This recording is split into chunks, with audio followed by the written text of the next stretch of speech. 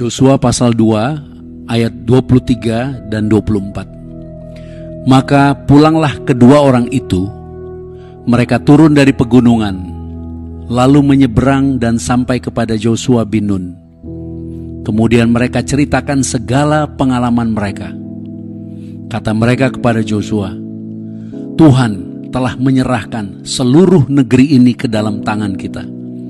Bahkan seluruh penduduk negeri itu gemetar menghadapi kita. Ini adalah perkataan dua orang yang mengintai tanah perjanjian sebelum mereka masuk menyerang Yeriko dan merobohkan benteng kota Yeriko. Bahkan kalau di dalam konteks sesungguhnya mereka belum menyeberang sungai Yordan. Mereka masih berkemah di wilayah seberang sungai Yordan. Itu sebabnya ini adalah suatu perkataan iman yang karena kasih Bapa sekarang kita boleh menerimanya di dalam Yesus Kristus. Mengapa demikian? Karena ketika mereka mengintai, melihat apa yang terjadi di negeri itu, mereka berjumpa dengan seorang perempuan yang namanya Rahab. Dan Rahab mengatakan kepada mereka bahwa mereka semuanya gemetaran, semuanya ketakutan. Mereka sudah mendengar tentang perbuatan daripada Tuhannya Israel yang luar biasa, yang berkuasa membelah Laut Merah. Dan kalau kita melihat secara sejarah, apa yang disampaikan Rahab itu telah terjadi 40 tahun sebelum Yosua masuk ke tanah perjanjian. Jadi suatu berita yang sudah lama sekali.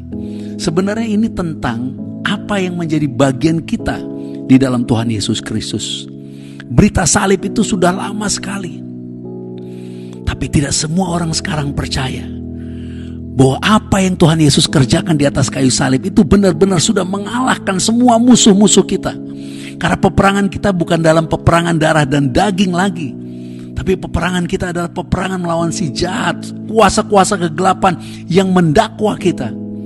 Itu sebabnya kita harus ingat Tuhan Yesus yang mengatakan, segala kuasa di sorga dan di bumi telah diberikan kepadaku. Sekarang telah tiba keselamatan dan kuasa dan pemerintahan Bapa kita dan kekuasaan Yesus yang diurapi. Karena telah dilemparkan ke bawah, yaitu pendakwa-pendakwa saudara-saudara kita. Dan mereka itu adalah si jahat itu, si iblis itu mendakwa kita sekarang di pikiran kita. Penyakit kamu tidak akan sembuh, kamu akan gagal, keluargamu akan hancur, rumah tanggamu akan porak-poranda, engkau akan miskin, akan bangkrut, akan susah. Tapi hari ini kita mau menerima kembali janji itu, bahwa sesungguhnya di dalam Yesus kita telah memperoleh kemenangan. Oleh bilur-bilur Tuhan Yesus kita sudah sembuh. Bahkan oleh karena kasih-Nya, Dia sanggup memelihara hidup kita dan kita tidak akan kekurangan apapun. Kita hanya butuh Yesus dan bersandar kepada Yesus sepenuhnya.